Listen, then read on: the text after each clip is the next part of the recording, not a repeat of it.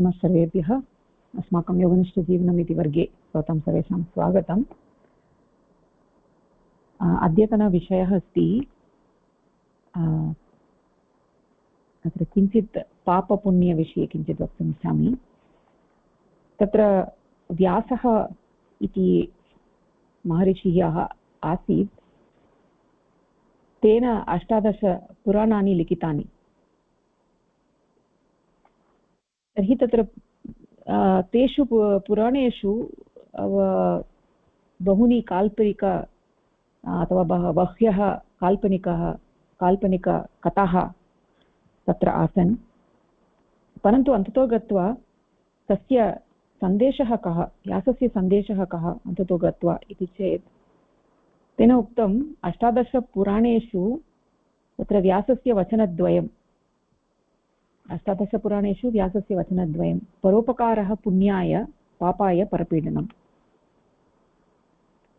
परस्य उपकारं कुर्मः चेत् तद् पुण्याय, परस्य अपकारं कुर्मः चेत् तत् पापाय।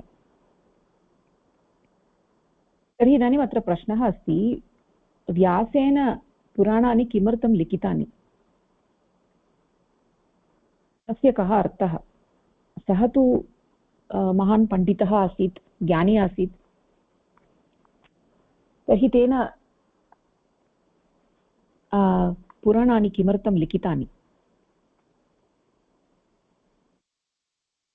इत्युक्ते तदर्थं पुराणं नाम किम् इति अस्माभिः अवगन्तव्यम्। पुराणेषु काल्पनिककथाः भवन्ति, परन्तु तेषां पठनेन अस्माकं नैतिकतायाः शिक्षा भवति, शिक्षा लभते। नैतिकतायाः शिक्षा तेभ्यः पुराणेभ्यः लभ्यते। तदेव तत्र मुख्यवार्ता अस्ति। यद्यपि कथाः काल्पनिकाः, तथापि तत्र मूलसन्देशः कः इति चेत् एतेषां पठनेन जनानां बोधः भवतु इति, तत्र नैतिकतायाः विषये बोधः भवतु इति एव तत्र शिक्षागतमूल्यः अस्ति। पुराणस्य शिक्षागतमूल्यं वर्तते। अतः तादृशं वयं पुराणम् इति वयं वदामः। तस्य अन्ततो गत्वा तस्य लक्ष्यं किम् इति चेत् केवलं वचनद्वयमेव, परोपकारः पुण्याय परपीडनं पापाय इति एव सः वक्तुम् इच्छति। तदर्थमेव तानि पुराणानि लिखितानि। तर्हि शिक्षां दातुम् इच्छति। तस्मिन् काले यदा सः आसीत् तदानीं समाजे नैतिकतायाः महत्त्वं प्रायः न आसीत् इति कृत्वा, तस्य बोधः भवतु इति कृत्वा तेन पुराणानि लिखितानि। इदानीं काव्यम् इत्युक्ते वयं सर्वे काव्यं नाम किम् इति वयं सामान्यतया जानीमः। तर्हि वाक्यं रसात्मकं काव्यं। काव्येषु अपि काल्पनिककथाः भवन्ति, परन्तु तेषु रसः भवति, सरसता भवति। तेषां पठनेन वा श्रवणेन वा मनसि कश्चन आनन्दः जायते, रुचिकरं भवति काव्यं। परन्तु काव्येषु नैतिकतायाः शिक्षा सर्वदा भवति इति नास्ति। कदाचित् भवेत्, कदाचित् न भवेत्। इत्युक्ते तत्र प्राधान्यं, काव्ये प्राधान्यं नैतिकतायाः प्राधान्यं नास्ति। तत्र काव्येषु प्राधान्यं किम् इति चेत् तत्र जनाः जामिताः भवन्ति प्रतिदिनं कार्यं कृत्वा। अतः तस्मात् किञ्चित् विरामः भवतु तेषां मनसि कश्चन तत्र भिन्नचिन्तनं भवतु इति कृत्वा वाक्यं यत्र रसस्य उत्पत्तिः भवति, आनन्दः जायते, तद् वयं काव्यम् इति वदामः। तत्र शिक्षा भवति इति नास्ति, सर्वदा तत्र नैतिकतायाः शिक्षा भवति इति नास्ति।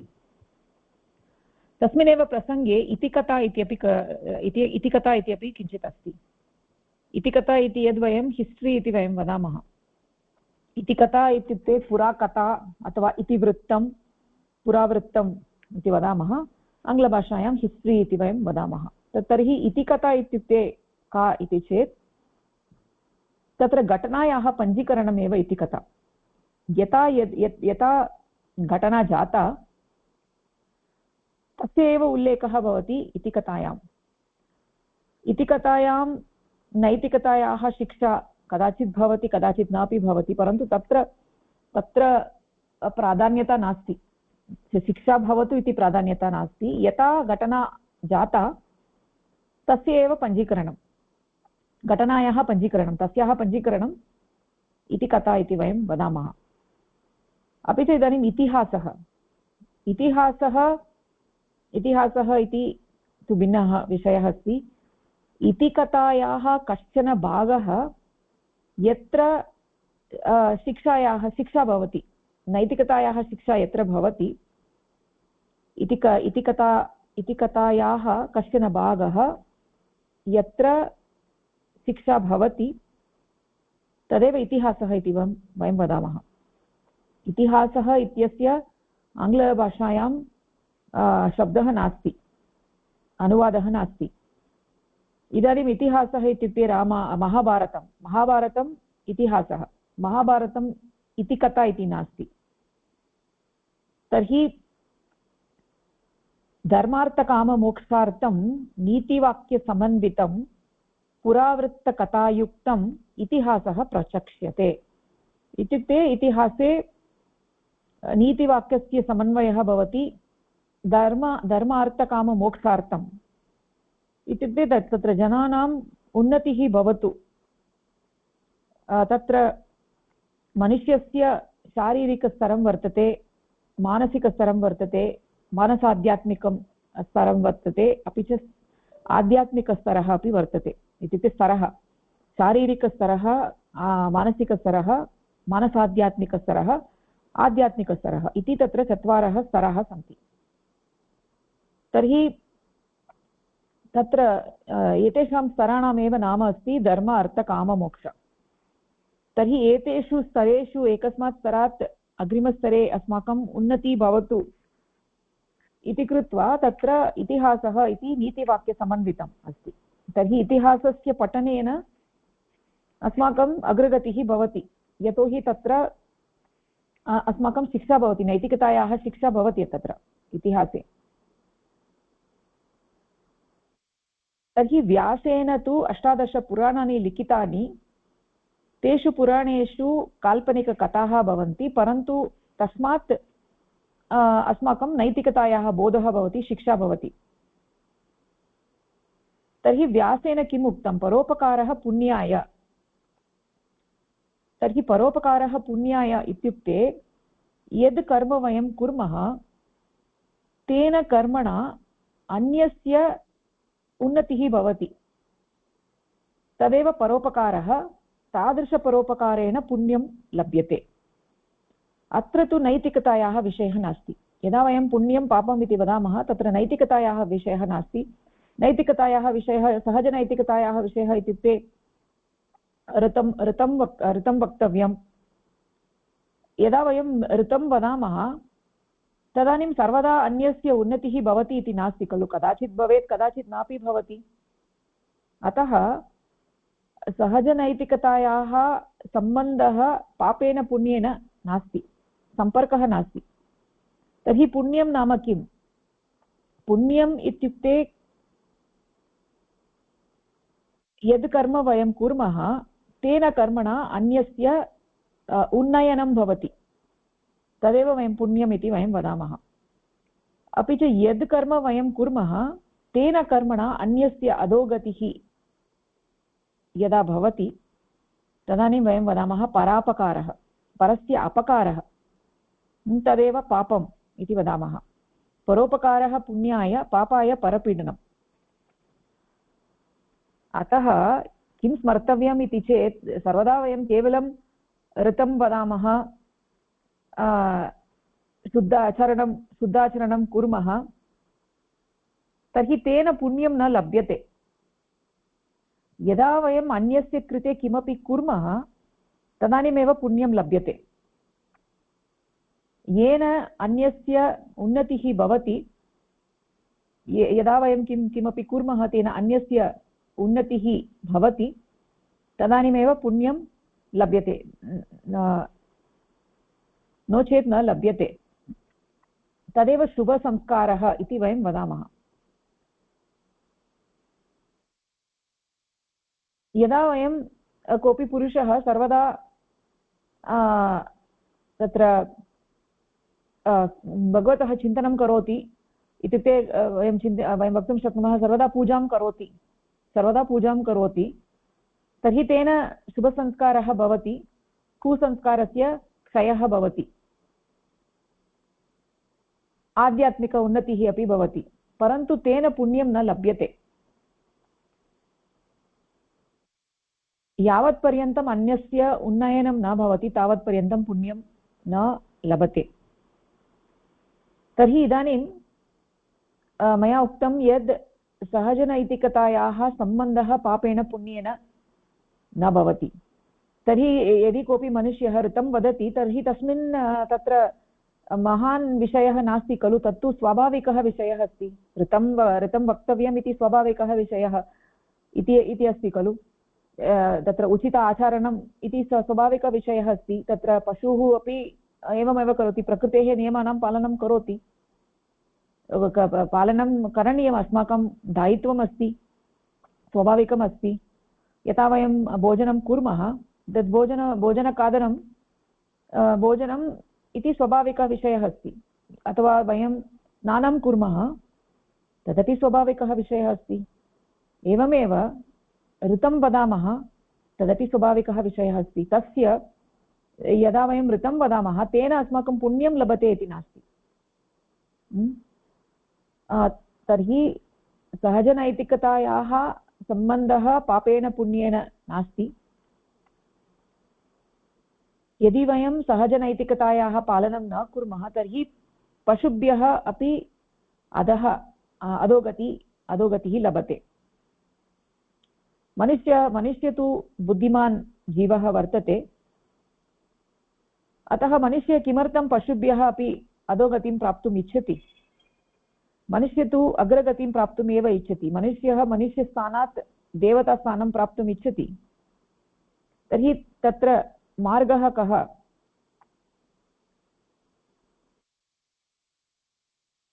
मार्गः अस्ति अस्माकं योगनिष्ठजीवनं। यदा योगनिष्ठजीवनस्य पालनं कुर्मः, तदनुसारं वयं गच्छामः, तदानीम् आनन्दं लभते, शान्तिः लभते, आनन्दः लभते। तर्हि मनुष्यः अस्मिन् जगति सुखं न वाञ्छति, मनुष्यः शान्तिम् इच्छति। सुखम् इत्युक्ते तत्र लौकिकवस्तुभ्यः सुखं लभ्यते, इदानीं सुखं, तदनन्तरं दुःखं, पुनः सुखं, पुनः दुःखम् इत्येवं वयं प्राप्नुमः। परन्तु मनुष्यः किम् अन्ततो गत्वा किम् इच्छति इति चेत् शान्तिम् इच्छति। तर्हि शान्तिः प्राप्तव्या चेत् किं करणीया इति चेत् तत्र आत्ममोक्षार्थं जगद्हिताय प्रयासः अस्माभिः करणीयः। तर्हि अस्माकं शरीरं बहु क्लेशानन्तरम् अस्माभिः शरीरं प्राप्तं। तर्हि तत्र यदि शरीरं प्राप्य अपि साधनां न कुर्मः तदानीं पशुभ्यः अपि अधः वयं पतामः। पशौ तु सामर्थ्यं नास्ति, शारीरिकसामर्थ्यं मानसिकसामर्थ्यं नास्ति साधनां कर्तुं, परन्तु मनुष्येषु तु तादृशसामर्थ्यम् अवश्यं वर्तते खलु। अस्माकं तु सामर्थ्यम् अस्ति। तर्हि सामर्थ्यम् अस्ति, तथापि सामर्थ्यस्य प्रयोगं न कुर्मः तर्हि तत्र अग्रिमजन्मनि पशुभ्यः अपि अधः वयं भवामः। अतः अत्र व्यासस्य वचनद्वयं वयं स्वीकृत्य वयं पश्यामः, पापं पुण्यं तस्य सहजनैतिकतया सह कोऽपि सम्बन्धः। अत्र मूलविषयः अस्ति सेवया। यदा वयं साधकाः स्मः तदानीं वयं सेवां कुर्मः। किमर्थं कुर्मः? पुण्यं प्राप्तुं सेवां न कुर्मः। वयं केवलं परमात्मा तृप्तः भवतु इति कृत्वा वयं सेवां कुर्मः। तर्हि तया सेवया पुण्यं लभ्यते इति तु भिन्नवार्ता। परन्तु वयं किमर्थं सेवां कुर्मः इति चेत् सेवया अस्माकं मनः वर्धते, सेवया अस्माकं मनः शुद्धं भवति। मनसि ये कल्मिषाः सन्ति, ये मलिनाः सन्ति, क्लेशाः सन्ति, तेषां नाशः भवति सेवया। अतः अस्माभिः प्रष्टव्यं प्रतिदिनम् अहं किमपि सेवां करोमि वा न वा। तर्हि इदानीं सेवा चतुर्धा वर्तते, सेवा चतुर्धा वर्तते। विप्रोचितसेवा, क्षत्रियोचितसेवा, वैश्योचितसेवा, शूद्रोचितसेवा। विप्रोचितसेवा इत्युक्ते अन्यं प्रति योगनिष्ठजीवनम् इत्यस्य विषये वयं वदामः, सात्विकाहारस्य विषये वयं वदामः। एतादृशसेवा एव विप्रोचितसेवा। अनेन लाभः निरन्तरं भवति। अनेन कस्यचित् पुरुषस्य, कस्यचित् मनुष्यस्य जीवनं सम्पूर्णतया परिवर्तते। तर्हि तत्र पशुजीवनात् मनुष्यजीवनपर्यन्तम् उन्नयनं भवति एतादृशसेवया। क्षत्रियोचितसेवा इत्युक्ते कस्यचित् साहाय्यं करणीयं, तस्य रक्षा करणीया। कस्यचित् मनुष्यस्य रक्षां यदा वयं कुर्मः तदानीं तत्तु क्षत्रियोचितसेवा। वैश्योचितसेवा इत्युक्ते यदा कस्यचित् मनुष्यस्य कृते वयं भोजनं दद्मः अथवा धनं दद्मः, साहाय्यं कुर्मः, तद् वैश्योचितसेवा। वैश्योचितसेवया तु निरन्तररीत्या निवारणं भवति इति नास्ति। कश्चन पुरुषः बुभुक्षितः अस्ति, तस्य कृते इदानीं भोजनं दद्मः चेत् पुनः तस्य बुभुक्षा भवति, तर्हि पुनः भोजनं दातव्यं भवति। परन्तु वैश्योचितसेवा अपि आवश्यकी अस्ति। यदि अस्माकं पुरतः कश्चन बुभुक्षितः वर्तते तर्हि तस्य कृते वयं भोजनम् अवश्यं दद्मः। अनन्तरम् अस्ति शूद्रोचितसेवा। उचितसेवा इत्युक्ते शारीरिकरीत्या वयं कष्टम् अनुभवामः अन्यस्य कृते। तर्हि कुत्रचित् गत्वा वैद्यशालां गत्वा तत्र रुग्णाय वयं सेवां कुर्मः शारीरिकरीत्या, तत्तु शूद्रोचितसेवा। अतः चतुर्धा सेवा वर्तते। तत्र यत्किमपि वयं कर्तुं शक्नुमः। वस्तुतः सर्वमपि अस्माभिः कर्तव्यम्। इत्युक्ते विप्रोचितसेवा अपि करणीया, क्षत्रियोचितसेवा अपि करणीया, वैश्योचितसेवा अपि करणीया, शूद्रोचितसेवा अपि करणीया। अन्ततो गत्वा प्रतिदिनम् अस्माभिः सेवा करणीया। मया अद्य किं कृतम् इत्युक्ते प्रातःकालात् रात्रिपर्यन्तं केवलं मम कृते एव अहं जीवामि चेत् तत् सम्यक् नास्ति। अन्यस्य कृते चिन्तनं करणीयम्। अन्यस्य कृते किञ्चित् अपि वयं कुर्मः चेत् तत् सेवा वर्तते। ततः अग्रे वयं वर्धयितुं शक्नुमः। इत्युक्ते प्रथमतया अस्माकं मनसि एतादृशविचारः आगन्तव्यः यत् मया किमपि करणीयम् अन्यस्य कृते। यतोहि एतादृशविचारः न आयाति एव अस्माकं मनसि सामान्यतया। यदा पशुजीवनं कुर्मः तदानीम् एतादृशविचारः न आयाति। सर्वदा मम कृते एव अहं जीवामि, मम कृते किम् आवश्यकं तस्य विषये एव अहं चिन्तयामि। परन्तु अन्यस्य कृते किम् आवश्यकम् इति कदापि न चिन्तयामः। सर्वदा मम सौकर्यं किम् अस्ति इत्येव चिन्तयामः। तर्हि अत्र योगनिष्ठजीवने मुख्यशिक्षा का इति चेत् अन्यस्य कृते वयं चिन्तयामः। यदा अन्यस्य कृते चिन्तयामः तदानीम् अस्माकं मनसि ये क्लेशाः भवन्ति ते क्लेशाः नष्टाः भवन्ति। यदा ते नष्टाः भवन्ति तदानीम् आध्यात्मिकजीवने अस्माकम् अग्रगतिः भवति। यावत्पर्यन्तं केवलं साधनां कुर्मः परन्तु सेवां न कुर्मः तदानीम् अग्रगतिः न भवति। तर्हि अस्माकं तु पुण्यं प्राप्तव्यम् इति कृत्वा अहं सेवां करोमि इति नास्ति। वयं किमपि प्राप्तुं न इच्छामः। यदा वयं सेवां कुर्मः निस्वार्थसेवां कुर्मः, केवलं सेवार्थं सेवां कुर्मः, न तु किमपि प्राप्तव्यम् इति नास्ति।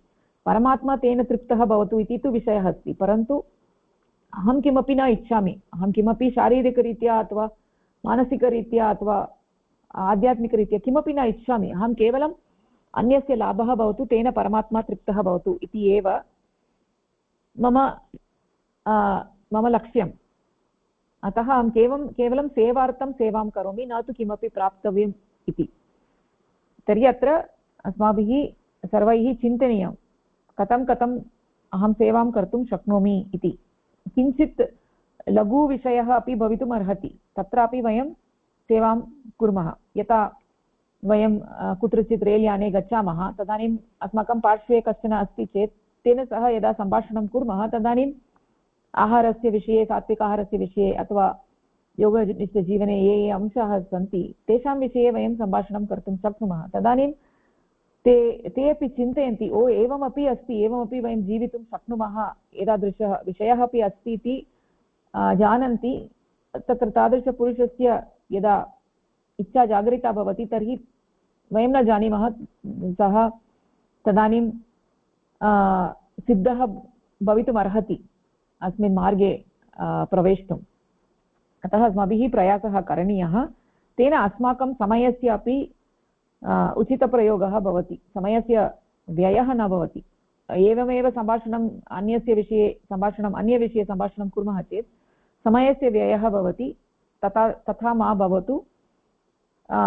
समयस्य उचितप्रयोगः भवतु। तर्हि उचितप्रयोगः अस्ति विप्रोचितसेवा। तस्मिन् समये वयं विप्रोचितसेवायाः प्रयोगं कर्तुं शक्नुमः, सेवां कुर्मः, वस्तुतः सेवां कुर्मः इति अद्यतनविषयः अस्ति।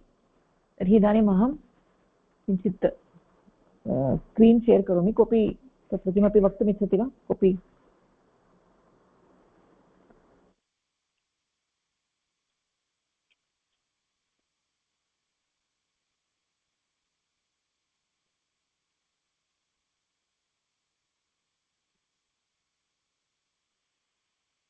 नमस्कार भगिनी, एकः प्रश्नः अस्ति।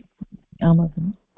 यदा जगति किमपि सेवां वा कस्यापि सहायं कुर्मः तदानीं मनसि मम कृते किं लभते एतत् सेवा एतादृशचिन्तनमपि आगच्छति। कथं तत् चिन्तनस्य निवारणं कुर्मः? यत्किमपि कार्यं कुर्मः मनसि तु इदानीम् अस्ति, सर्वत्र कर्मं कुर्मः चेत् फलं निश्चयरूपेण भवति एव। तादृशचिन्तनस्य कथं तादृशचिन्तनस्य नाशः करणीयम्?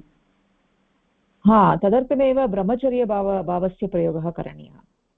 इत्युक्ते यत्किमपि वयं कुर्मः ब्रह्मणः कृते कुर्मः।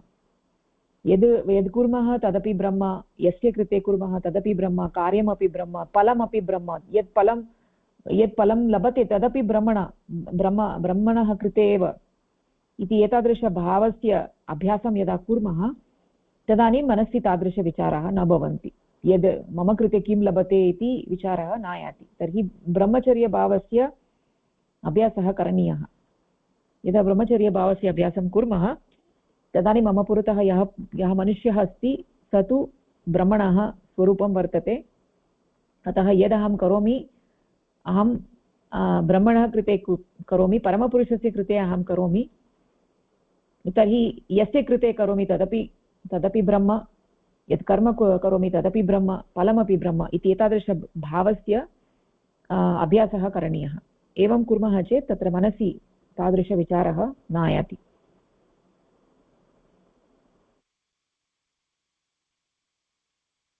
इति अभ्यासेन एव भवति भगिनि। अभ्यासः करणीयः। तत्र योगनिष्ठजीवने प्रवेशः अभवत्। इदानीं मम लक्ष्यम् अस्ति परमपुरुषः। तर्हि प्रथमतया मम मनसि विश्वासः भवेत्, फलिष्यति इति विश्वासः भवेत्। प्रथमतया अत्र अस्मिन् मार्गे मया आगतम्, अत्र अहं साफल्यं प्राप्नोमि, तदर्थं मया किं किं कर्तव्यम् इति चेत् परमपुरुषे मम मनः सर्वदा विलीनं भवेत्। एवं रीत्या अभ्यासं यदा वयं कुर्मः तर्हि क्रमेण एतादृशविचाराः मनसि न आगच्छन्ति। अपि च साधनामपि वयं कुर्मः खलु। यदा साधनां कुर्मः तर्हि क्रमेण अस्माकं मनः वर्धते। वयं स्वयम् अनुभवतुं शक्नुमः। अस्माकं स्वयम् अनुभवः अस्ति यत् मम मनसि सेवायाः भावः पूर्वं नासीदेव, तर्हि इदानीं क्रमेण सेवायाः भावः आगच्छति। तर्हि यदा सेवायाः भावः आगच्छति तदानीम् अन्यस्य कृते यदा किमपि कुर्मः तर्हि केवलम् आनन्दः लभते, न तु अन्यत् किमपि इति। केवलं सेवार्थं वयं सेवां तदानीं कुर्मः। तर्हि साधना आवश्यकी, योगनिष्ठजीवने ये यानि अङ्गानि सन्ति तेषां पालनम् आवश्यकम्। अनन्तरं ब्रह्मचर्यभावस्य अभ्यासः अपि अपेक्षितः। एतत् सर्वं कुर्मः चेत् शनैः शनैः मनसि तादृशविचाराः न भवन्ति।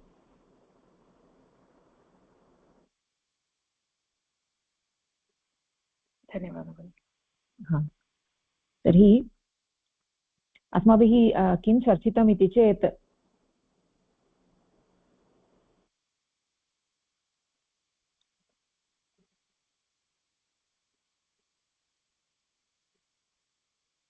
अस्मिन् जगति कथं मनुष्यः जीवेत् इति अत्र विषयः अस्ति।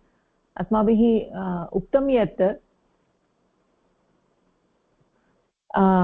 तत्र यत्किमपि कर्म कुर्मः तत्र तु कर्मणः प्रतिक्रिया अवश्यं भवति।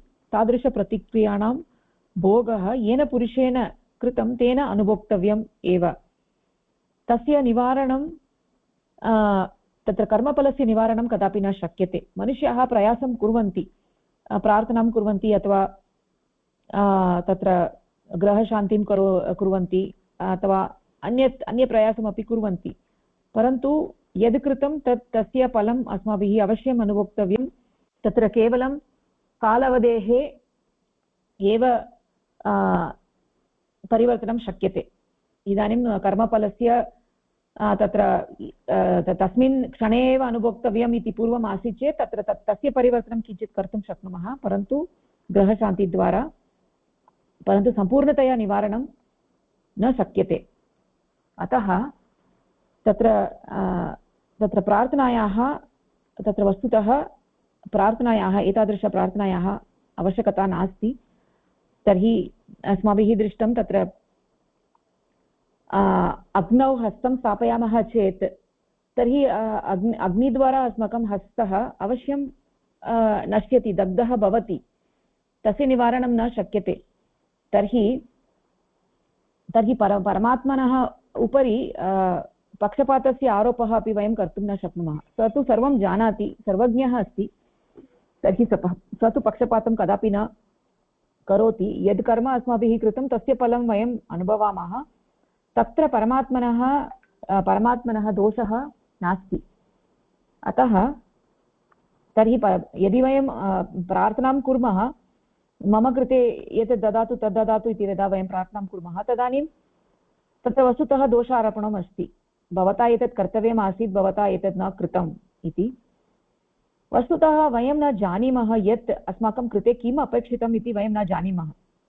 वयं किमपि पृच्छामः, ओ परमात्मा मम कृते एतत् ददातु इति। कोऽपि पुरुषः विमानेन कदापि न तेन गतः इति चेत्, तेन न गतम् इति चेत् तत्र सः पृच्छति, ओ परमात्मा अहं विमानेन गन्तुम् इच्छामि, कृपया अनुग्रहं करोतु इति।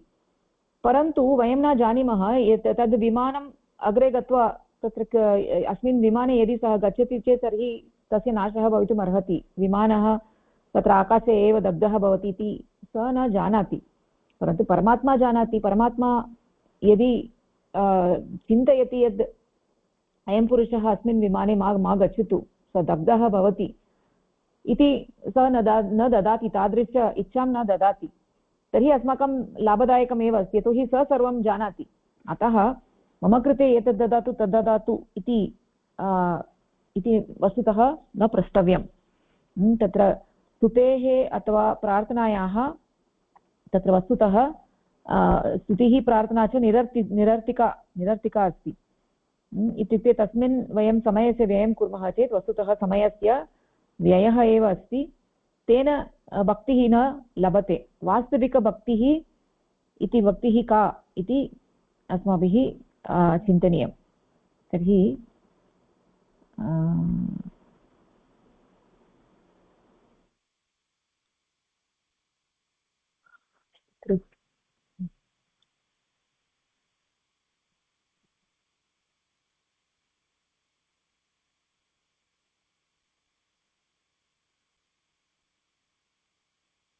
तत्र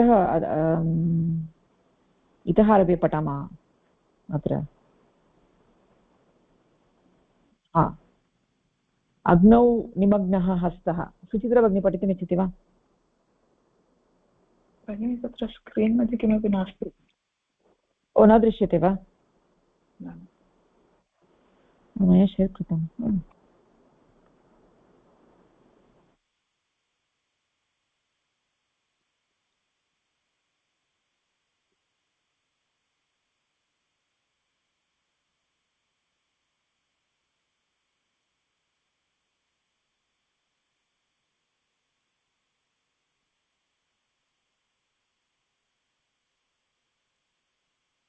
अधुना दृश्यते वा भगिनि?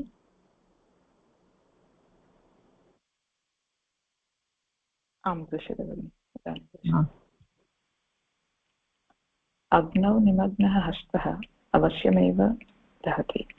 प्रार्थनायाः परिमाणं कियदपि स्यात् नाम, परन्तु हस्तस्य त्राणं न शक्यते। ईश्वरेण हि एतादृशप्रार्थनायाः प्रदानस्य अर्थः स्यात् यत् अग्नेः दाहकशक्तेः दूरीकरणम् अथवा हस्तस्य रचनायाः परिवर्तनं, येन अग्निना प्रभावितः न स्यात्, दग्धः अपि न स्यात्। एतत् न सम्भवति।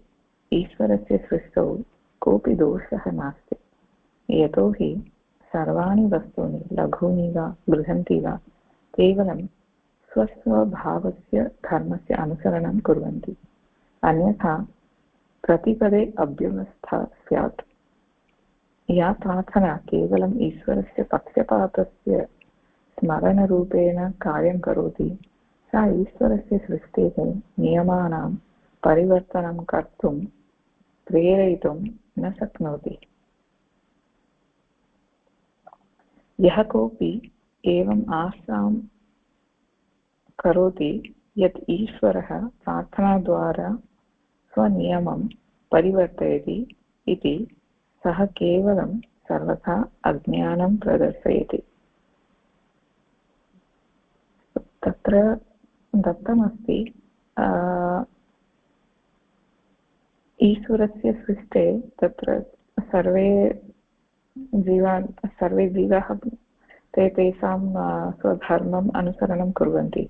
यदा अग्नेः धर्मम् अस्ति दहनं, तत्र यः कोऽपि अग्निं प्रति हस्तं नयति चेत् अवश्यमेव तत्र हस्तस्य दहनं भवति। तत्र न कोऽपि शङ्का तत्र। परन्तु यदा वयम् एतादृश तत्र दोषारोपणं कर्तुं न शक्यते, किमर्थं मम हस्तः दग्धः जातः इति। यदा एतादृशः अग्नेः हस्तं अग्नेः समीपं हस्तं नीत्वा वयमेव तत्र किं कृतं, तस्य कारणम् अस्माकं चिन्तनमेव अस्ति। अतः तत्र एतादृश तत्र अग्निकारणात् वा ईश्वरस्य सृष्टेः दोषः अस्ति, एतद् मां किमर्थं मम हस्तस्य दहनम् अभवत्, एतादृशचिन्तनं न करणीयम्। किमर्थमित्युक्ते सर्वे तु स्वधर्मस्य अनुसरणं करणीयमेव। अतः वयम् एतादृशप्रार्थना कुर्मः, एतादृश यत्किमपि कर्मं कुर्मः, परन्तु तस्य किमपि कुकर्मः कृत्वा तस्य किमपि विपरिणामः न भवतु इति प्रार्थना यदा कुर्मः, तत्तु ईश्वरस्य प्रति दोषारोपणरूपेण भवति। कथञ्चित् कुकर्मस्य तु कुफलः एव भवति, दुष्फलः। अतः एतादृश उदाहरणेन दत्तमस्ति यत्किमपि ईश्वरेण सृष्टं तत्सर्वम् उत्कृष्टमेव, अस्माकं कृते सम्यक् एव भवति। तत्र किमपि परिवर्तयितुं वयं प्रार्थना न कुर्मः, अथवा तादृशचिन्तनं यदा प्रार्थनाद्वारा कस्य अपि जीवस्य धर्मं परिवर्तयितुं तादृशप्रार्थना न कुर्मः। कदाचित् एतादृशनियमस्य परिवर्तनं भवति चेत् प्रार्थनाद्वारा तत्र अव्यवस्था एव भवति। तत्र किमपि ईश्वरस्य सृष्टेः तादृशः व्यवस्था इदानीं सर्वं सम्यक् रीत्या चलति खलु, तादृशं न भवति। एतादृशप्रार्थनाद्वारा यदि सर्वे नियमस्य परिवर्तनं कुर्वन्ति चेत् तत्तु यः एतादृशं चिन्तया एव प्रार्थना करोति तत्तु केवलम् अज्ञानमेव दर्शयति। तद् पुरुषस्य वा महिलायाः अज्ञानमेव दर्शयति। तदेव भगिनि। सम्यक् सम्यक् समीचीनं समीचीनम्। इत्युक्ते अत्र यः विषयः उक्तः सः स्पष्टः अस्ति इति मन्ये। तत्र परमात्मना व्यवस्था कृता, प्रत्येकं वस्तुनः एवमेव तस्य कार्यं भवेत्, तस्य धर्मः एवं भवेत् इति व्यवस्था कृता। तत् कथं कार्यं करोति, अत्र नियमाः के, तदनुगुणं प्रकृतिः नियमानां पालनं करोति। यदि उपरितः किमपि वस्तु पतति तर्हि अधः एव पतति इति एवं रीत्या तत्र भिन्नभिन्ननियमाः सन्ति। तत्र नियमानां लक्ष्यं किम् इति चेत् सर्वजनकल्याणात्मकमेव। तत्र इत्युक्ते सर्वेषां कृते एव एते नियमाः सन्ति। अनेन सर्वेषां लाभः भवतु, अनेन विश्वः सम्यक्तया अग्रगतिं अत्र सम्यक्तया चलतु, विश्वः सम्यक्तया चलतु इति एव तत्र तस्य लक्ष्यम् अस्ति। अतः तत्र किञ्चित् अस्माकं सुखदायकम् अस्ति, किञ्चित् अस्माकं सुखदायकं नास्ति। परन्तु अन्ततो गत्वा समग्रविश्वः तत्र समग्रजगत् कथम् अस्ति इति चेत् तत्र यत्किमपि जायते तत्तु सर्वेषां कल्याणार्थमेव। अत्र जगत्तु एकः विश्वविद्यालयः अस्ति। अस्मात् वयं शिक्षां प्राप्नुमः। किमर्थं वयं सर्वे किमर्थम् अत्र आगताः इति चेत् अत्र आगत्य वयं शिक्षां प्राप्नुमः। यदि पूर्वम् अनुचितं कृतं तर्हि तस्य कर्मफलस्य अनुभवेन अस्माकं शिक्षा भवति, येन अस्माकम् अग्रगतिः भवति, मनः पूर्वावस्थां प्राप्नोति खलु। तर्हि यदा वयं प्रार्थनां कुर्मः तदानीं वयं चिन्तयामः, अहम् इतोपि सम्यक् जानामि, परमात्मा भवतः अपेक्षया अहम् इतोपि सम्यक् जानामि, अतः अहं पृच्छामि मम कृते एतत् ददातु, भवान् न जानाति इति। तथा दोषारोपणं न करणीयं। यत्किमपि यादृशव्यवस्था तेन कृता तत्तु अस्माकं हिताय एव, न तु अहिताय, अस्माकं हिताय एव सर्वं कृतम्। अतः तत्र भक्तिभावस्य आवश्यकता वर्तते। स्तुतेः प्रार्थनायाः अपेक्षया भक्तिभावस्य अपेक्षा वर्तते। भक्तिभावः यदा भवति तदानीं वयम् अनुभवामः यत् परमात्मा मम सविधे अस्ति, मम पार्श्वे अस्ति, सर्वदा अस्ति, मम सर्वं स एव अस्ति इति एतादृशभावः आयाति।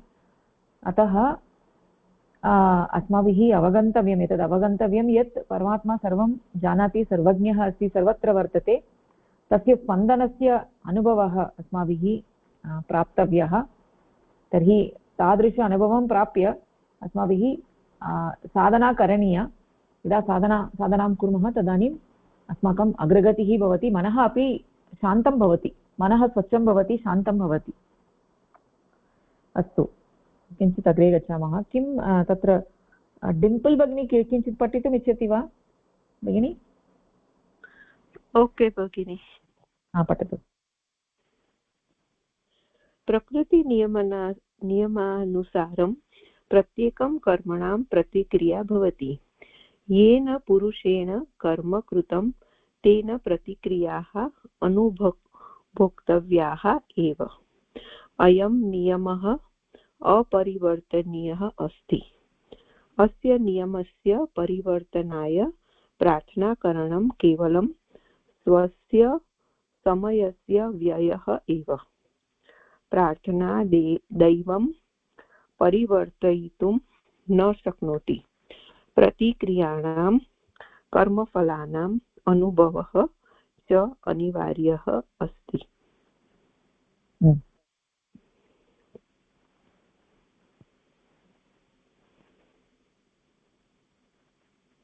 So it's a waste of time, right? When we do the prarthana.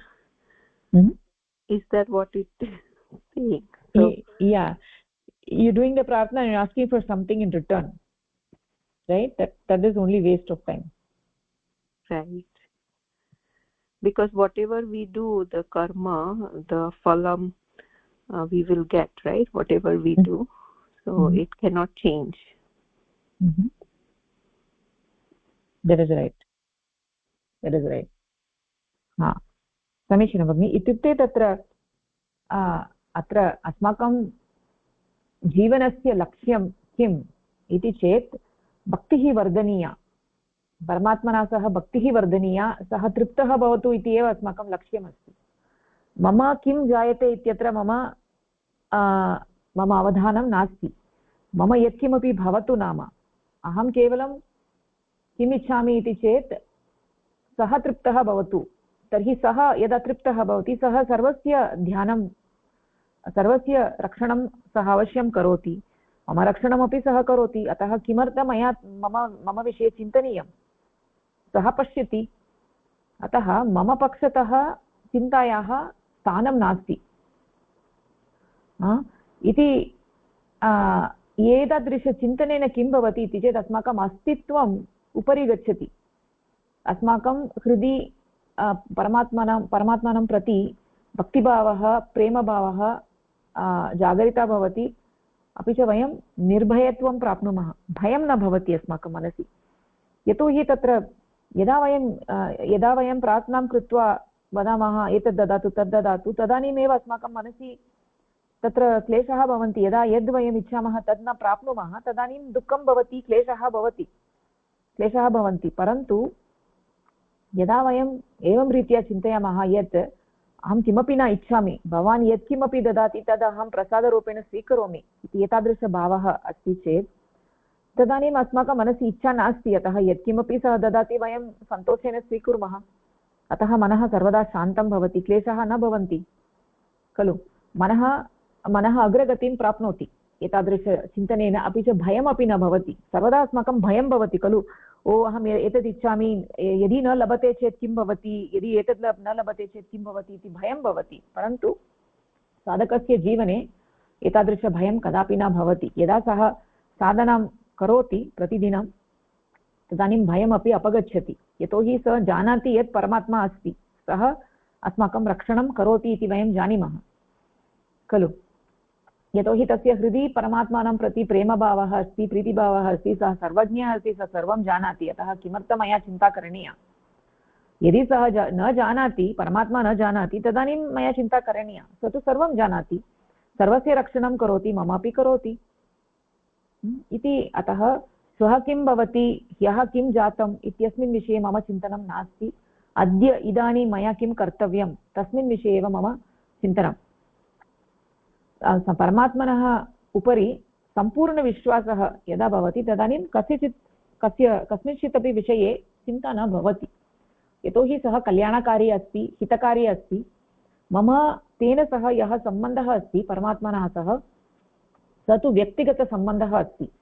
यथा मम सम्बन्धः मम मात्रा सह वर्तते, पित्रा सह वर्तते, तथैव मम सम्बन्धः परमात्मना सह वर्तते. सः सम्बन्धः बहु विशेषसम्बन्धः अस्ति. तत्र अस्माकं हृदि तादृशभावः भवेत्. मम सम्बन्धः अस्ति परमात्मना सह, ये व्यक्तिगतसम्बन्धः अस्ति. सः मम हस्तस्य ग्रहणं तेन कृतम् अस्ति, परमात्मना कृतम् अस्ति. अतः यत्र कुत्रापि अहं गच्छामि सः सर्वदा मम सविधे वर्तते. अतः किमर्थं मया चिन्ता करणीया? सः मम रक्षणं करोति इति सम्पूर्णविश्वासः भवेत्. एवं रीत्या जीवनं कुर्मः चेत् सर्वदा आनन्ददायकं भवति जीवनं. जीवने क्लेशः न भवन्ति, सुखकरं भवति.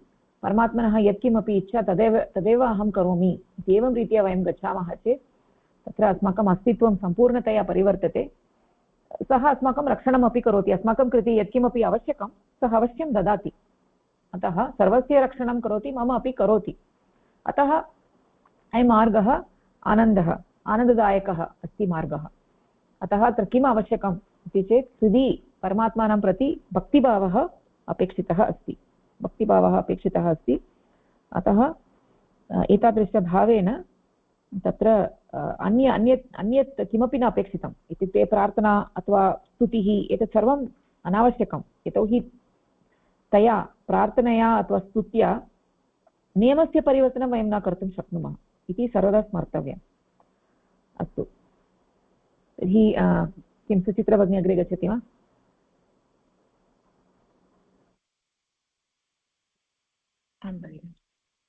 गीतायाम् अथवा स्तोत्रे ईश्वरस्य गुणानां प्रशंसा वा श्लाघनम् एव स्तुतिः अस्ति। स्तुतेः चाटुवचनात् उच्चतरं स्थानं दातुं न शक्यते। यः अनुग्रहं दातुं समर्थः अपि च यस्मात् किञ्चित् प्राप्तुं शक्यते तस्य उपरि एव चाटुवचनं प्रायः प्रयुज्यते। ईश्वरस्य गुणानां गायनं स्पष्टतया तस्य प्रीत्या अभिप्रायेण एव क्रियते। अन्यथा सर्वज्ञः ईश्वरः दयालुः सर्वशक्तिमान् परोपकारी च वर्तते। तं प्रति एवं रीत्या कथनेन किमपि प्रयोजनः न स्यात्।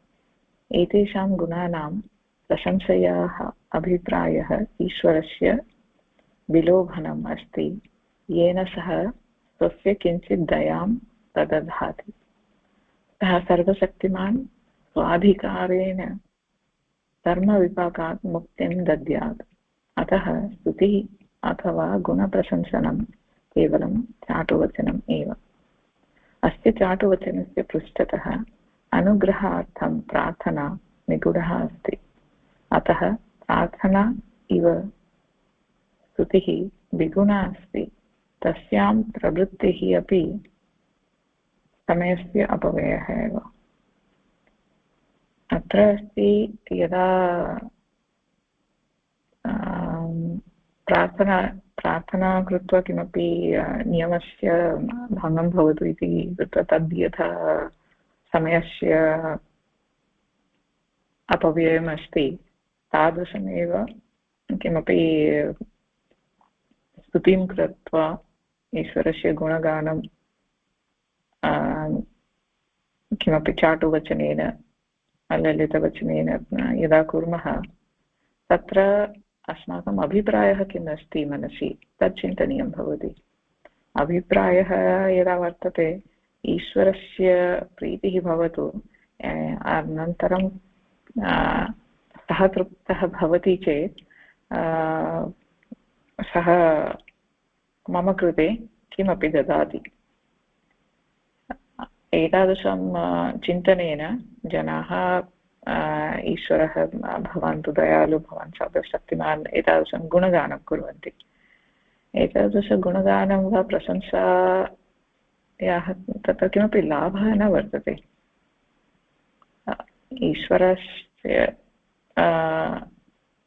ईश्वरस्य प्रति किमपि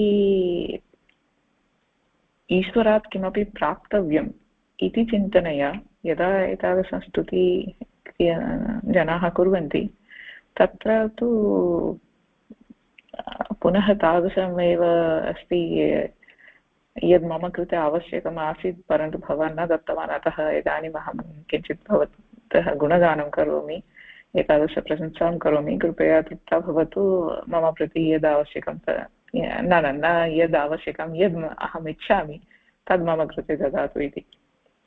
अतः चाटुवचनस्य वा गुणगानस्य पृष्ठतः कीदृशः चिन्तनमस्ति तत् द्रष्टव्यं भवति। चाटुवचनस्य वा गुणगानस्य पृष्ठतः एतादृश किमपि स्वार्थ इच्छा पूरणार्थम् अस्ति चेत् पुनः तदपि समयस्य अपव्ययमेव। तदेव भगिनि। बहु समीचीनं भगिनि, सम्यक् अस्ति। तर्हि अत्र एतेषु परिच्छेदेषु किम् उच्यमानम् इति चेत् यत् अत्र अस्माकं सर्वेषां परमात्मना सह कश्चन सम्बन्धः वर्तते, कश्चन विशिष्टः सम्बन्धः वर्तते, व्यक्तिगतः सम्बन्धः अपि वर्तते, सामूहिकरीत्या अपि सम्बन्धः वर्तते। तदेव ओतयोगः पुरोतयोगः इति वयं वदामः। तर्हि तत्र केचन जनाः सन्ति ये वक्तुं शक्नुवन्ति यत् अहं मम विश्वासः नास्ति, परमात्मनि मम विश्वासः नास्ति इति ते वक्तुं शक्नुवन्ति। परन्तु वस्तुतः योगे अस्माकं शिक्षा का इति चेत् वस्तुतः अस्मिन् जगति कोऽपि नास्तिकः इति कोऽपि नास्ति। सर्वे जनाः आस्तिकाः एव। यद्यपि ते वक्तुं शक्नुवन्ति यत् ते परमात्मनि विश्वासं न कुर्वन्ति, अथवा ते वक्तुं शक्नुवन्ति यत् तत्र भावजडतायां मम एतादृशभावजडता अहं न इच्छामि, भावजडतां न इच्छामि इति एतत् सर्वं ते वक्तुं शक्नुवन्ति।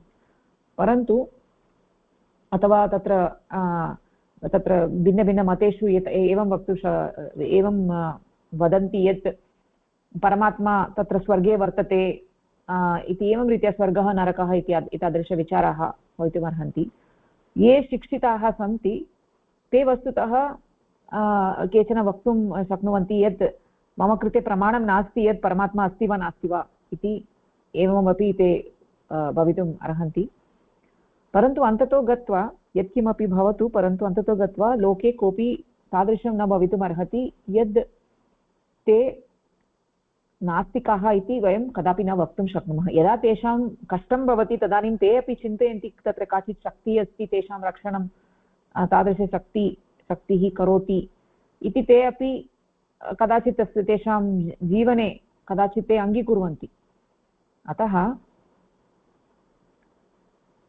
तदानीम् इत्युक्ते अस्मिन् जीवने एव किमपि जायते तदानीं ते अवगच्छन्ति यद् अत्र जगति काचित् शक्तिः वर्तते, या शक्तिः मम अपेक्षया शक्तिशालिनी अस्ति इति ते अवगन्तुं शक्नुवन्ति। तर्हि वस्तुतः नास्तिकत्वम् इति तत्र कश्चन नास्तिकत्वम् इति तु मानसिक अवस्था एव। तर्हि अत्र अन्ततो गत्वा किं वक्तव्यम् इति चेत् अस्माकं सर्वेषां परमात्मना सह कश्चन सम्बन्धः वर्तते। तादृशसम्बन्धः मूलसम्बन्धः अस्ति। अस्माकं सम्बन्धः अस्माकं मात्रा सह पित्रा सह यः सम्बन्धः अस्ति तस्यापि अपेक्षया इतोपि पूर्वम् अस्माकं सम्बन्धः परमात्मना सह वर्तते। अतः अत्र किमुक्तम् इति चेत् केवलं चाटुवचनेन अथवा स्तुत्या तत्र परमात्मा तृप्तः न भवति। तर्हि तत्र किम् अस्ति इति चेत् अस्माकं तत्र स्वार्थः अस्ति। चाटुवचनेन वयं किमपि प्राप्तुम् इच्छामः, तदर्थमेव वयं कुर्मः खलु। एतादृशं बहवः जनाः कुर्वन्ति। चाटुवचनेन अथवा स्तुत्या पृच्छन्ति मम कृते एतद् ददातु तद् ददातु इति। तर्हि परमात्मा सर्वशक्तिमान् सर्वज्ञः सर्वं जानाति। अतः चाटुवचनस्य आवश्यकता नास्ति, स्तुत्याः आवश्यकता नास्ति। तेन यत्किमपि करणीयं तर्हि सः करोति एव। वयं जानीमः यत् अस्मिन् जगति तत्र तृणमपि तस्य इच्छां विना न चलति। अतः एवम् अस्ति चेत् तत्र यत्किमपि अस्मिन् जगति जायते तस्य इच्छानुगुणमेव जायते खलु। अतः तत्र प्रार्थनायाः आवश्यकता नास्ति। अस्माकं व्यक्तिगतः सम्बन्धः अस्ति, तर्हि तत्र भक्तिभावस्य आवश्यकता अस्ति। स्तुत्याः प्रार्थनायाः आवश्यकता नास्ति। अग्रगतिः प्राप्तव्या चेत् तर्हि तत्र भक्तिभावस्य आवश्यकता अस्ति। तर्हि यत् कर्म कुर्मः तस्य कर्मफलम् अस्माभिः भोक्तव्यम्, अनुभोक्तव्यमेव। तादृशनियमस्य परिवर्तनं न शक्यते। प्रार्थनया अथवा स्तुत्या कर्मफलस्य निवारणं न शक्यते।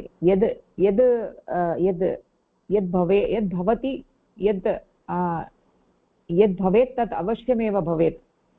अतः यद् सः इच्छति तद् अवश्यमेव भवति। अतः तत्र इदं जगत् वस्तुतः विश्वविद्यालयः अस्ति। अत्र परमपुरुषः अस्माकं शिक्षकः अस्ति। तर्हि सः अस्मान् शिक्षयति, वयम् अत्र आगत्य शिक्षां प्राप्नुमः तस्मात् इत्येव अत्र अस्ति। तर्हि किञ्चित् अग्रे गच्छामः। डिम्पल् भगिनी पठति वा? आं भगिनि। प्रार्थना स्तुति च न निरतिका भवति। तयोः प्रवृत्तिः केवलं समयक्षयः एव। यतः साक्षात् याचना चाटुवचनं च किमपि साधयितुं न शक्यते। भक्ति अथवा अनुरक्तिः तु न तथा। भक्तिः का इति वयं पश्यामः। भक्तिः इति संस्कृतशब्दः अस्ति। भज इत्यस्मात् धातुतः भज वत्ता क्तिन् क्तिन् प्रत्ययं योजयित्वा भक्तिः इति शब्दः निष्पन्नः। भक्तिः इत्यस्य भक्त्या आह्वानम् इत्यर्थः। भक्तिः न स्तुतिः वा न वा चाटुवचनम्। भक्तिः प्रार्थनायाः अपि भिन्ना अस्ति। केवलं भक्त्या ईश्वरस्य आह्वानमेव भक्तिः। ईश्वरस्य आह्वानस्य उपयोगिता का इति द्रष्टव्यम् अस्ति। अणुचैतन्यं सृष्टेः उद्देश्यं यत् सगुणब्रह्मणा निर्दिष्टम् अस्ति, तदर्थं सर्वव्यापी भूमा चैतन्यं प्रति प्रत्यागमनस्य प्रयासं कृत्वा अणुचैतन्यं तम् उद्देश्यम् अनुसरति। अथवा मुक्तिकामे हि भक्तिः आश्रयणीया। भूमा चैतन्यं प्रति गन्तुम् एकमात्रः मार्गः अस्ति यत् भूमा चैतन्यस्य आह्वानं कृत्वा भूमा चैतन्यं प्रति सम्पूर्णतया स्वः समर्पणीयः।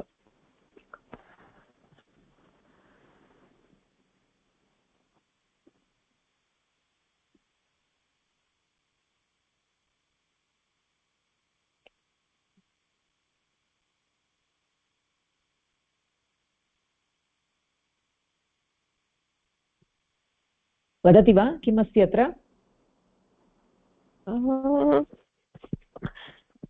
संस्कृत आङ्ग्लभाषायां वदतु। So it's saying like prarthana, right?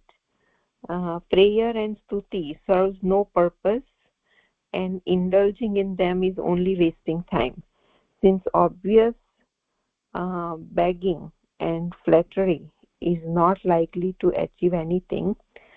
Bhakti or devotion, however, is not like this.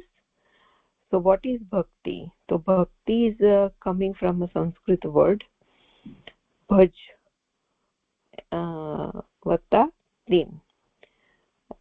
So bhaj dhatu means to call with devotion. It is not stuti or flattery. It is different from prayer also. It is only to call God with devotion. And bhakti is like samarpan, right? That's what it says. Yeah, that is right. That is right. Yeah. So I think we attach with the supreme entity, and without anything in return, like just we love God like that. That's a true bhakti, I think. Yes, Bhagini, beautifully said. We love God without expecting anything in return. That is exactly right. Yeah.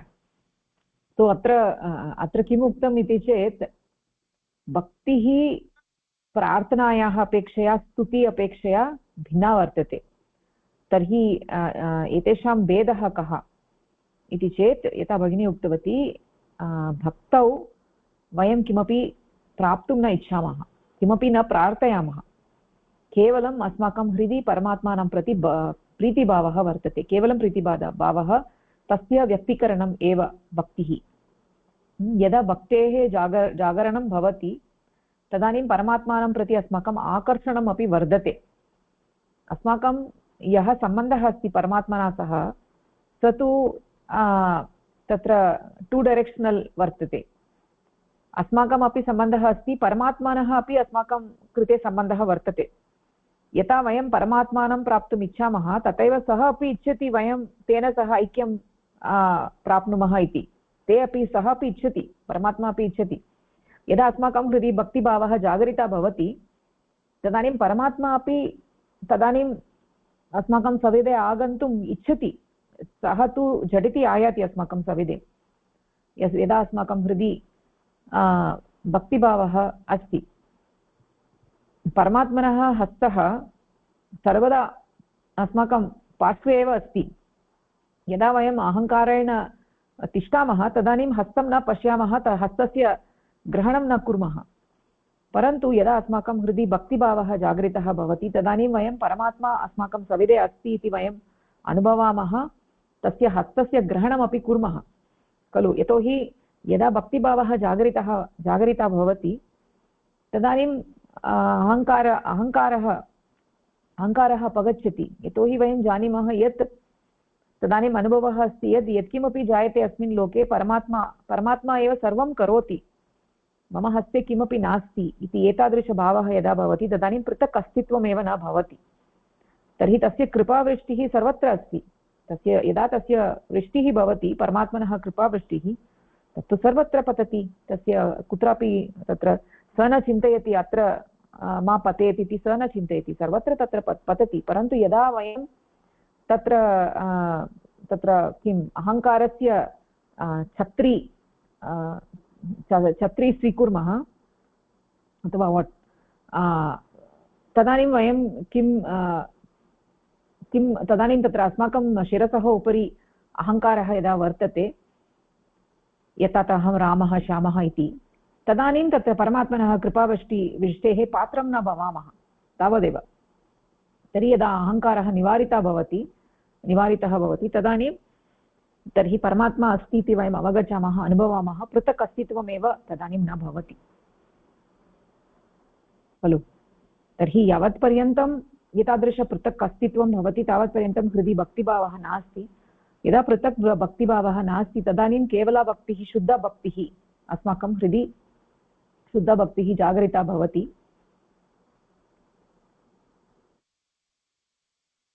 तदानीं तत्र अस्माकं लघु अहङ्कारः तत्र व्यवधानं न भवति, परमात्मनः साक्षात्कारार्थं व्यवधानं न भवति।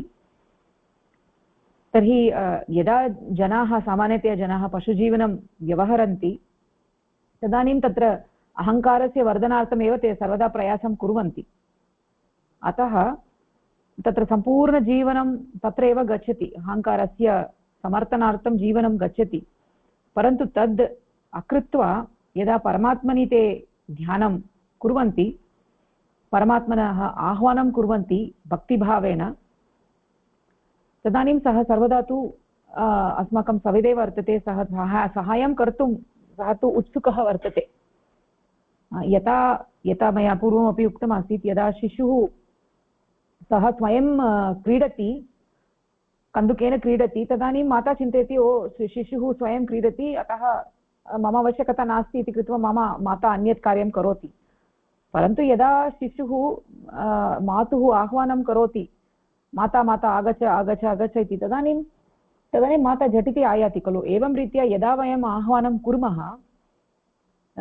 तदानीं तत्र परमात्मा झटिति आयाति। यदा आह्वानं न कुर्मः, वयमेव अहङ्कारेण सर्वं कुर्मः, तदानीं परमात्मा चिन्तयति मम शिशुः सः स्वयं कर्तुम् इच्छति इति कृत्वा सः किमपि न करोति।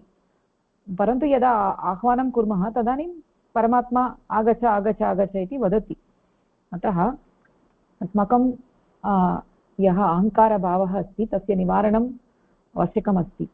तदर्थं तत्र योगनिष्ठजीवनम् आवश्यकमस्ति, भक्तिभावः आवश्यकमस्ति। भक्तिभावेन अस्माकं अहङ्कारस्य निवारणं भवति। परमात्मनि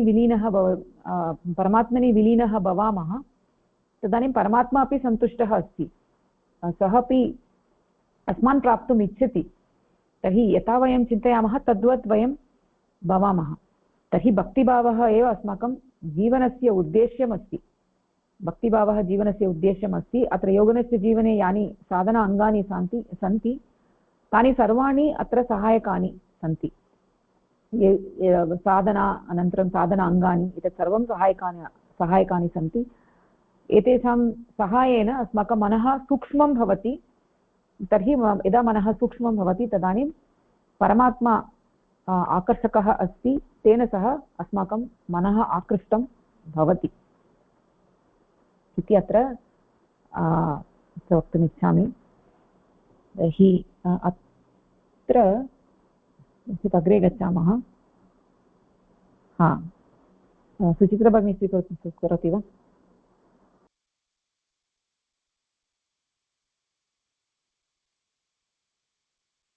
मनः यस्मिन् विचारे अथवा सत्तायां प्रति समर्पितं भवति तद्विचारः अथवा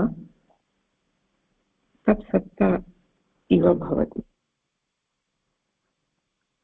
अयमेव मनुष्यस्य मनसः स्वभावः अस्ति।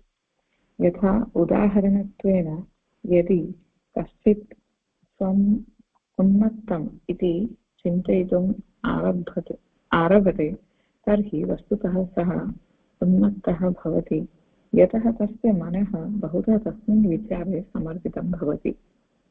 तथा च उपभोगपीडितः इति विश्वासः दत्तः चेत् तस्य विचारेण एतावत् चिन्ता भवति यत् वास्तवतः उपभोगस्य विकासः भवति। तथैव यदि कश्चित् पुरुषः सः उपभोगपीडितः इति विश्वसिति तर्हि तस्मिन् विचारे एतावता चिन्ता भवति यत् वस्तुतः तस्मिन् पुरुषे उपभोगस्य विकासः भवति। मनुष्यस्य मनः तादृशं कृतं वर्तते यत् यस्मिन् विषये आसक्तं तत् सदृशं भवितुं सामर्थ्यम् अस्ति। यः जीवात्मा शीघ्रं भूमा चैतन्यं प्रति गन्तुम् इच्छति तर्हि सः भूमा चैतन्ये आसक्तः भवेत्। एषा आसक्तिः एव भक्तिः अस्ति। सोऽहम् इति विचारे जीवात्मा पूर्णतया समर्पितं स्यात्, येन सः एकस्मिन् दिने तत् भवितुम् अर्हति। एवं भक्तिः अथवा आसक्तिः अथवा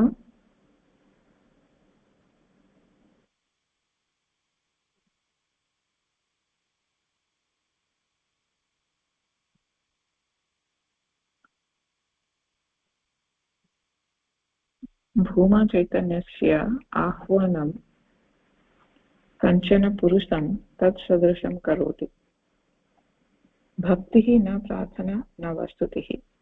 भूमा चैतन्येन सह विलीनता प्राप्तुमिच्छा अथवा मुक्तेः इच्छा अपि भक्तिद्वारा अनुग्रहस्य प्रार्थना इति केचन तु वदन्ति। अतः सा इच्छा अपि प्रार्थना एव इति।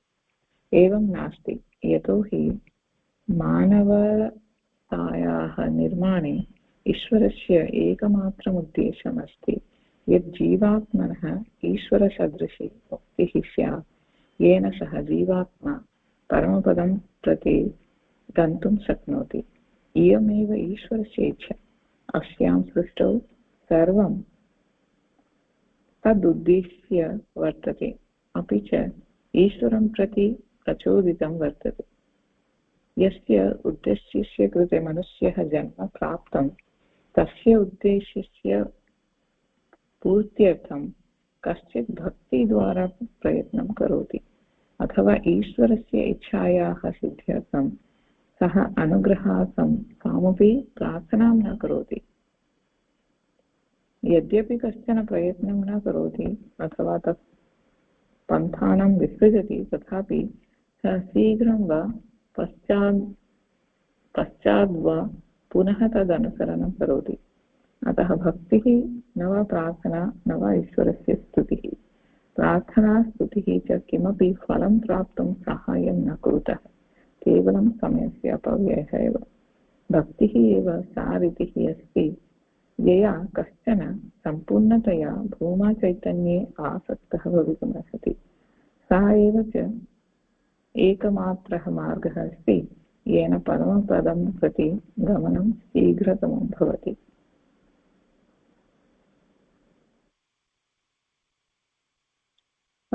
अत्र दत्तमस्ति यदा पूर्वं वयं चर्चितवन्तः प्रार्थना वा स्तुतिः वा प्रशंसागुणगानं वा तत्सर्वं समयस्य एव व्ययः भवति, तत्र किमपि लाभः नास्ति। अतः किं करणीयं तर्हि यद् पृच्छामः चेत् तत्र वयं जानीमः यादृशी भावना यस्य सिद्धिर्भवति तादृशी अस्माकं कृते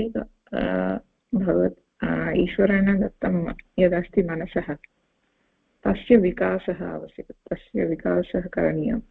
कथं करणीयं, कीदृशः अस्माकं चिन्तनं भवेत्, किमर्थमित्युक्ते यादृशी चिन्तनमस्ति तादृशी एव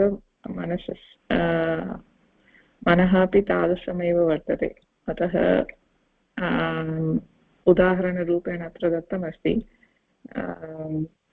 कोऽपि अहम् उन्मत्तः इति चिन्तयति चेत् सः तस्य मनसि तादृशः विचारः एव स्यात्, सः वस्तुतः तत्र कोऽपि दोषः न स्यात् तस्य मनसि, परन्तु सः चिन्तयित्वा एव तद् दोषं तत्र स्थापयति अहम् उन्मत्तः इति। एतादृशं भावना वर्तते। उपभोगपीडितः इति विश्वासः तत् अहं न अवगतवती भगिनि, तदुदाहरणम्। इत्युक्ते सर्वदा जगति यानि वस्तूनि सन्ति तेषां विषये एव चिन्तनं करोति चेत् तद्वत् भवति, तावदेव। अस्तु, मनः स्थूलं भवति। ओके, अस्तु। तत्र यस्य मनसि तादृशं चिन्तनं वर्तते केवलं लौकिकवस्तूनि एव आवश्यकं जीवनधारणस्य कृते, तदेव लक्षणं, भोगः एव मूल चिन्तनं भवति तेषां। यत्किमपि एतदृशं जगति वर्तते तत्सर्वं मम भोगाय एव, एतावत् चिन्तनमस्ति चेत् तत्र तेषां मनसि अपि विकारः भवति।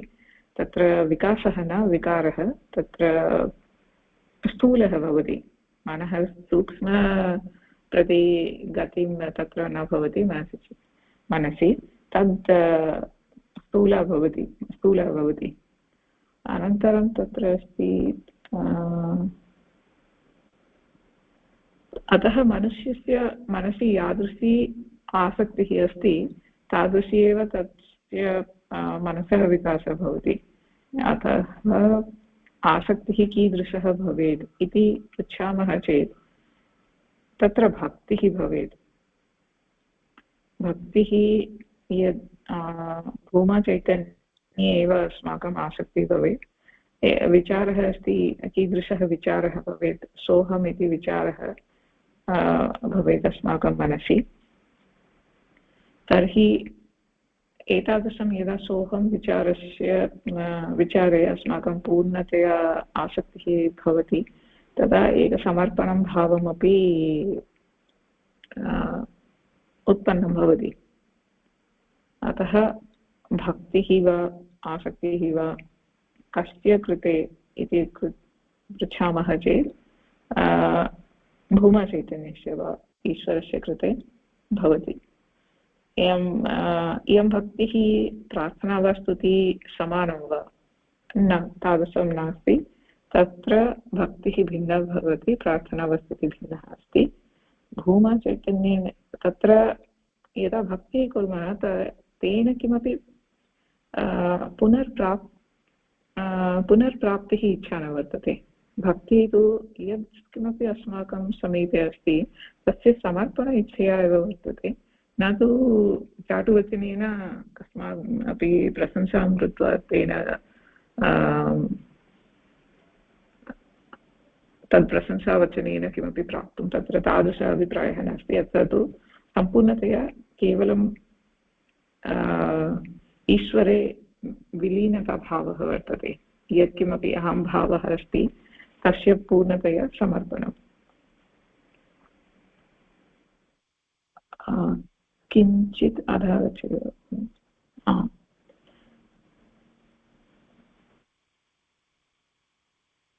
अत्र तत् भूमाचैतन्येन सगुण विलीनता एव इच्छा वर्तते चेत् तदेव मुक्तिः अस्ति। परन्तु कोऽपि तदपि वक्तुं न शक्यते खलु, मुक्तिः इच्छा अपि इच्छा एव खलु। यदा वयं वदामः किमपि इच्छा न वर्तते, केवलं समर्पणं, तत्र तत्र किमपि अस्ति। यदा ईश्वरः यदा सृष्टेः रचना कृतमासीत्, तत्र एकः उद्देश्यमासीत्, सर्वे जीवाः अपि मुक्तः स्यात्। यादृशी ईश्वरः मुक्तः अस्ति तादृशमेव सर्वे जीवात्मा अपि तादृशपदं प्राप्तुं शक्यते इति। तदेव ईश्वरस्य इच्छा। अतः तद् अस्माकम् इच्छा भवति वा तत्र मुक्तिः इच्छा, तत्र किञ्चित् संशयः अस्ति। मुक्तेः इच्छा अपि इच्छा वा? अस्य इच्छा एव अस्माकम् इच्छा इदानीम्। अतः तयोः इच्छयोः भेदः नास्ति इति कृत्वा प्रार्थना किमपि नास्ति। यतोहि तत्र तदेव लक्ष्यं खलु। परमात्मनः सृष्टेः लक्ष्यं किम् इति चेत् तत्र प्रत्येकं जीवात्मा परमात्मना सह ऐक्यं प्राप्नुयात् इति एव परमात्मनः इच्छा। यदि मनुष्यः सिद्धः भवति, पशुजीवनं तत्र पशुजीवनस्य पालनं कृत्वा कृत्वा कृत्वा कदाचित् तस्य चक्षुः अन्तश्चक्षुः उद्घाटितं भवति, तदानीं सः पृच्छति, परमात्मानं प्रति पृच्छति, हे परमात्मा, मार्गप्रदर्शनं करोतु, मम मुक्ति आकाङ्क्षा इदानीम् अस्ति, इतः अग्रे पशुजीवनं मास्तु, मम मुक्ति आकाङ्क्षा अस्ति इति यदा सः पृच्छति, तत्तु प्रार्थना नास्ति। यतोहि परमात्मनः लक्ष्यस्य अनुगुणमेव अस्ति तत्। प्रार्थना नास्ति। प्रार्थना मम कृते किमपि ददातु इति नास्ति तत्।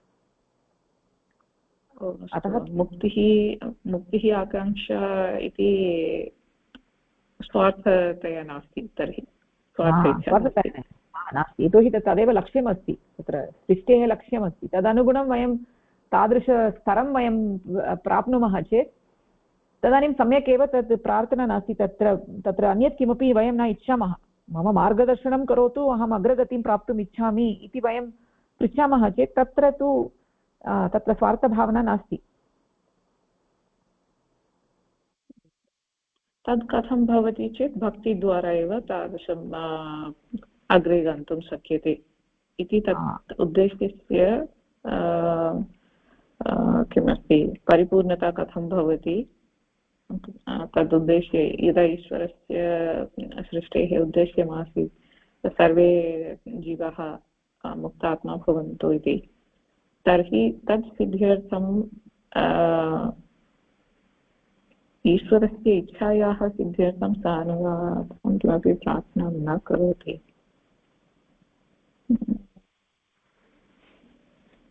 यद्यपि कश्चन प्रयत्नं न करोति अथवा तत् पन्थानं विसृजति, तथापि सः अत्र अस्ति, यदा पूर्वे तु जनाः एतादृशप्रयत्नं न कुर्वन्ति, ते न जानन्ति अपि ईश्वरस्य इच्छा किमर्थम् इत्युक्ते ते सर्वदा स्वार्थ इच्छापूर्त्यर्थमेव प्रार्थनां कुर्वन् आसीत्। परन्तु यदा तेषाम् अन्तःचक्षुः उद्घाटनं भवति, तदा ते चिन्तयन्ति एतादृशः केवलम् ईश्वरस्य इच्छा एव मम इच्छा इति, मुक्तेः इच्छा एव, मुक्तेः आकाङ्क्षा एव वर्तते तेषां। तर्हि कदाचित् ते मार्गात् किम् अस्ति, मार्गात् तेषां पथविभ्रमणं भवति, परन्तु पुनः ते स्वमार्गम् अनुसरणं कृत्वा पुनः ते एतादृशमार्गे योगमार्गे आगच्छन्ति। तत्र अपि भक्तिः एव आवश्यकं, न तु प्रार्थना वा ईश्वरस्य स्तुतिः। प्रार्थनाया वा स्तुतिः तेषां किमपि फलं लभ्यते वा इति पृच्छामः चेत् तत्र भवितुम् अर्हति, परन्तु सम्पूर्णतया न। किमर्थमित्युक्ते यद् वयं दृष्टवन्तः पूर्वं, यत् कर्मं कृतवन्तः तस्य फलं तु भवति एव इदानीम्, अन्यथा तु कदाचित् भविष्यत् काले। अतः एतादृशप्रार्थना स्तुतिः कृत्वा तत्तु केवलं समयस्य अपव्ययः एव। अतः भक्तिः एव उत्पादनीयं भवति। भक्तिः कीदृशः इत्युक्ते तत्र सर्वं ईश्वरस्य प्रीत्यार्थं यद् ईश्वरस्य इच्छा वर्तते तदेव मम इच्छा, एतादृशभावना भवतु। एतादृशभावना भवति चेत् ईश्वरः निश्चयेन अग्रे तेषां नयनं करोति इति एव भगिनि। न जानामि सम्यक्तया उक्तवती इत्युक्ते अत्र विषयः कः इति चेत् भक्तिः इत्युक्ते किमपि वयं न इच्छामः, मम कृते एतद् ददातु तद् ददातु इति किमपि प्रार्थना नास्ति। प्रार्थनायाः स्तुतेः भक्तेः स एव भेदः। यदा भक्तिभावः भवति तदानीं हृदि केवलं शुद्धप्रीतिः अस्ति। तर्हि तत्र पञ्चविधभक्तिः अस्ति इति वयं जानीमः खलु। तामसिकभक्तिः, राजसिकभक्तिः, सात्विकीभक्तिः, रागानुगभक्तिः, रागात्मिका भक्तिः। तत्र प्रथमत्रयं वस्तुतः भक्तिः एव नास्ति, यतोहि ते किमपि पृच्छन्ति, मम कृते एतद् ददातु तद् ददातु। तामसिकी भक्तिः तस्मिन् परमपुरुषः अस्ति इति अङ्गीकरोति, परन्तु हे परमात्मा मम ये शत्रवः सन्ति तेषां नाशं करोतु इति प्रार्थना। तर्हि वस्तुतः एतत्तु भक्तिः एव नास्ति। द्वितीया भक्तिः अस्ति राजसिकी भक्तिः, यत्र जनाः प्रार्थयन्ति यत् मम कृते धनं ददातु, यशः ददातु, मम पुत्रस्य विवाहः भवतु इति एवं रीत्या ते किमपि लौकिकस्तरे किमपि पृच्छन्ति खलु। तत्तु राजसिकी भक्ति। सात्विकी भक्ति कदा भवति इति चेत् यदा कस्यचित् स्वास्थ्यं सम्यक् नास्ति, तत्र बहु क्लेशाः अनुभवन्ति तत्र वृद्धावस्थायां, तदानीं ते प्रार्थयन्ति इतः अग्रे अहं जीवितुं न इच्छामि, मम कृते मुक्तिं ददातु इति प्रार्थयन्ति। वस्तुतः एतत् तृतीयमपि वास्तविकी भक्तिः नास्ति, यतोहि ते किमपि स्वार्थभावनया किमपि पृच्छन्ति खलु। नास्तिकस्य अपेक्षया यः परमात्मा नास्ति इति यः वदति, यः एग्नास्टिक् अस्ति, परमात्मा नास्ति इति वदति, तस्य अपेक्षया एतद् सम्यक् अस्ति, परन्तु वस्तुतः अयं तु शुद्धा भक्तिः नास्ति। केवला भक्तिः द्विविधा, रागानुगा भक्तिः, रागात्मिका भक्तिः। रागानुगा भक्तौ स वदति हे परमपुरुष तस्य हृदि प्रीतिभावः अस्ति, परन्तु किमर्थं परमात्मानं प्रति भक्तिभावः अस्ति इति चेत् यतोहि तस्य कृते आनन्दः लभते इति कृत्वा तत्र तस्य हृदि भक्तिभावः अस्ति। अन्यत् लौकिकवस्तु किमपि सः न पृच्छति। रागात्मिका भक्तौ सः किमपि न इच्छति, तस्य कृते आनन्दः भवतु, तत्र भक्तिभावेन मम आनन्दः भवति इति अपि सः न इच्छति, केवलं परमात्मा भवान् तृप्तः भवतु इति एव सः इच्छति। अतः उच्चतरभक्तिभावः तु रागात्मिका भक्ति, यत्र किमपि न इच्छति, केवलं स्वस्य अस्तित्वमेव न भवति, तस्य अहङ्कारः एव न भवति। सः तु सम्पूर्णतया विस्मरति, स्वस्य अस्तित्वं विस्मरति, सम्पूर्णतया परमात्मनः भावे तत्र तादृशभावना तस्य हृदि भवति, भक्तिभावः भवति। तत्र योगनिष्ठजीवनस्य करणेन, साधनायाः करणेन एतादृशभक्तिभावस्य वर्धनं भवति, परमात्मानं प्रति आकर्षणं इतोपि वर्धितं भवति, येन सः स्वम् अपि विस्मरति, परमात्मनि विलीनं भवति। अयमेव उचितः मार्गः, तत्र उच्चतरमार्गः अस्ति।